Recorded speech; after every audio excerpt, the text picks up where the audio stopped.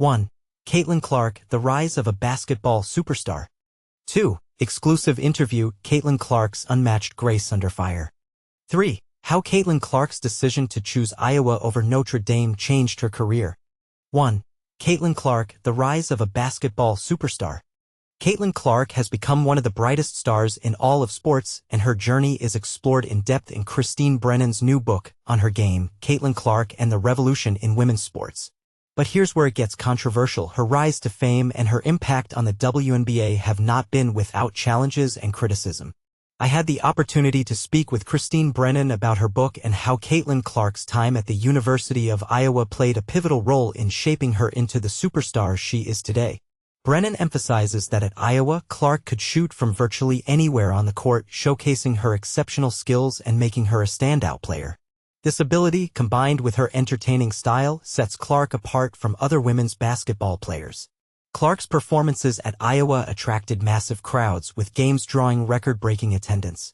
When she moved to the WNBA, her presence continued to draw significant attention. In fact, the women's final featuring Caitlin Clark in South Carolina drew 4 million more viewers than the men's game the following night. This unprecedented viewership is a testament to Clark's influence and popularity. However, her success also brought about some internal issues within the league. Many players felt left behind as Clark became the face of women's basketball. Sheila Johnson, a prominent figure in the WNBA, noted that some players felt hurt when Clark won awards while others did not. According to Dr. Harry Edwards, a renowned civil rights leader, the league needed to prepare its predominantly black players for the arrival of a white woman as its biggest star. Edwards suggests that the WNBA should have organized seminars and discussions to help players understand Clark's role in advancing the league. He believes that players should have been made aware that Clark's success was an opportunity for growth and recognition of their own contributions to the sport. The controversy surrounding Clark extends beyond the league's internal dynamics. The intersection of race and gender becomes particularly evident when discussing the rivalries and incidents involving Clark. One notable example is the viral video of Dejounte Carrington accidentally hitting Clark in the eye during a game. When Brennan questioned Carrington about the incident, the Women's National Basketball Players Association (WNBA) responded strongly, accusing Brennan of attempting to create a false narrative to fuel racism and misogyny. Brennan maintains that she was simply asking a question to give Carrington the opportunity to clarify the situation. She points out that such questions are common in sports journalism and that professional athletes are typically prepared to address them. The backlash from the WNBA highlights the sensitivity of the topic and the challenges faced by journalists covering women's sports. The impact of Caitlin Clark on the WNBA's viewership further underscores her significance. Statistics show that when Clark was injured and missed 5 games, more than half of the WNBA's overall viewership declined. This data demonstrates the substantial economic value Clark brings to the league and emphasizes the importance of addressing the challenges she faces. In conclusion, Caitlin Clark's journey from college stardom to WNBA sensation has transformed women's basketball. While her success has brought much-needed attention and revenue to the league, it has also raised important questions about inclusivity and the treatment of players from diverse backgrounds. As the WNBA continues to evolve, it must find ways to balance the celebration of individual stars like Clark with the support and recognition of all its players. 2. Exclusive interview, Caitlin Clark's unmatched grace under fire. Imagine an athlete who not only rises to stardom but does so while facing relentless scrutiny and criticism. This is the story of Caitlin Clark, the Iowa Hawkeyes' former standout and current WNBA fever star, as chronicled by award-winning USA Today columnist Christine Brennan in her latest book, On Her Game, Caitlin Clark and the Revolution in Women's Sports. Clark's journey from college sensation to WNBA star hasn't been without its challenges. From harsh criticisms to controversial moments, she has faced a barrage of adversity. But here's where it gets controversial. Many argue that the level of scrutiny she has endured is unprecedented. Everything was thrown at her, everything more than I think any other athlete has had to deal with, Brennan told the Post. She handled it all with grace and class. She always looks you in the eye when she answers a question. She doesn't get angry about a question. This composure is particularly noteworthy given the intense pressure athletes often face. One such moment occurred during a playoff game last season when Brennan asked Connecticut Sun forward Dejounte Carrington if she had intentionally hit Clark in the eye while defending a pass and laughed about it with teammate Marina Mabrey. The incident sparked a heated debate, with Carrington and teammate DeWanna Bonner confronting Brennan about the question. The WNBA Players Association even called for Brennan's press credentials to be revoked, a move that Brennan found particularly egregious. "They wanted to ban me," Brennan said. "I don't think the NFL would want to ban a journalist." But Clark's ability to handle such scrutiny sets her apart, not just from her peers in the WNBA but from athletes across all sports. Brennan, who has covered the likes of Tiger Woods, noted the stark contrast in their approaches to media interactions. "Tiger Woods would mope and not like a question and not want to talk," Brennan said. Caitlin Clark is the exact opposite. She is ready and willing to answer every question. She goes on with an answer and sometimes will go off on a tangent and then help you out with more information. She's terrific in that way. During her rookie season, Clark faced a particularly tough moment when she was fouled hard by Chicago Sky guard Chundee Carter. Despite the physicality, Clark maintained her poise during a live on-court interview immediately following the incident. "Yeah, that's just not a basketball play," Clark said. "But gotta play through it. That's what basketball's about at this level." This level of professionalism impressed Brennan, who reflected on the significance of Clark's response in her book. "I say in the book how lucky the WNBA was at that moment that this woman would take the high road when a couple million people were watching. She could have said anything. She could have done the equivalent of a cheap shot back to Chundee Carter. She did none of that. Love her or hate her, it's clear that Clark has made a significant impact on women's sports. Her rise to fame has captured the attention of the entire world, and yet Brennan believes she isn't getting the recognition she deserves."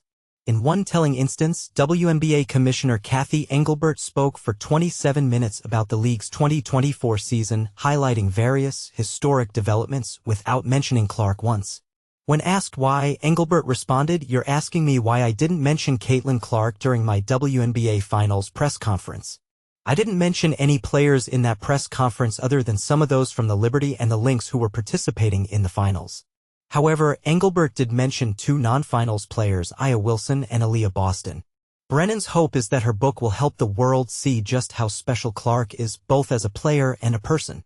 February 2023, just watching Clark for fun, I was drawn to this magical player and this magical moment where she wins the game, Brennan said. The feeling that I felt there was like I'm watching something really different and really special. I never thought I'd live to see the day where there'd be people lined up for hours in the cold at Big Ten arenas waiting to get in to watch a woman play basketball. What is that? That's historic, that's magical, that's intriguing, that's fun. So, I hope people reading this book will come away with all of those feelings, reliving the games in Iowa, reliving her first season with the Fever. Just feeling great about sports, feeling great about this player, finding out about her behind the scenes, that she is as good as you'd hope for. And this is the part most people miss: Clark's impact extends beyond the court. Her grace under pressure and her willingness to engage with the media set a new standard for athletes in women's sports. What do you think? Does Clark deserve more recognition for her contributions to the sport? Share your thoughts in the comments. 3. How Caitlin Clark's decision to choose Iowa over Notre Dame changed her career. Caitlin Clark has etched her name into the annals of Iowa sports history, becoming a true icon. But did you know that her journey to stardom almost took a completely different turn? Hailing from Iowa, Caitlin Clark attended Dowling Catholic High School in West Des Moines, where she showcased her incredible talent on the basketball court.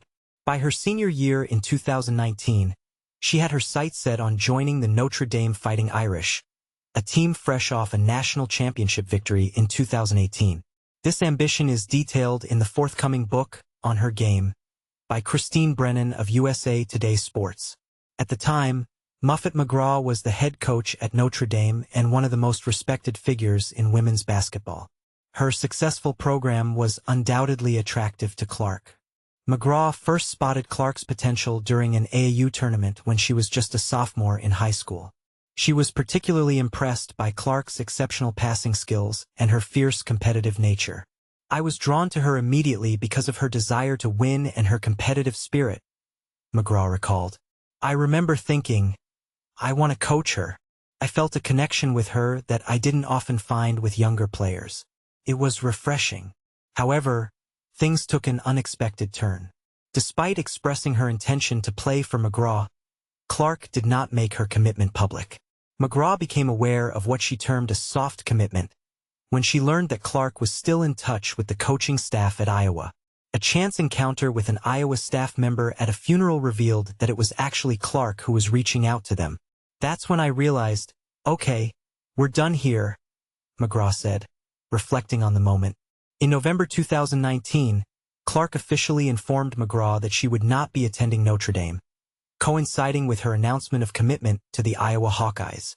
This decision was anticipated by many in the college basketball community, as it was well known that Clark preferred to remain close to her roots.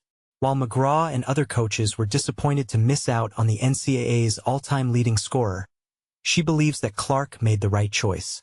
She noted that Clark's career trajectory could have been drastically different had she chosen to play for a powerhouse like Notre Dame or Connecticut. "Having her at Notre Dame would have been fantastic, and our fans would have adored her," McGraw stated. "But Iowa was the perfect fit for her, and looking at her success, it's clear she made a wise decision." During her time at Iowa, Clark scored an impressive 3,951 points and was selected as the first overall pick in the 2024 WNBA draft. She also led the Hawkeyes to consecutive Final Four appearances in 2023 and 2024, reaching the national championship game in both years. This story raises an intriguing question. What if Clark had chosen Notre Dame? Would her career have unfolded differently? Join the conversation and share your thoughts in the comments.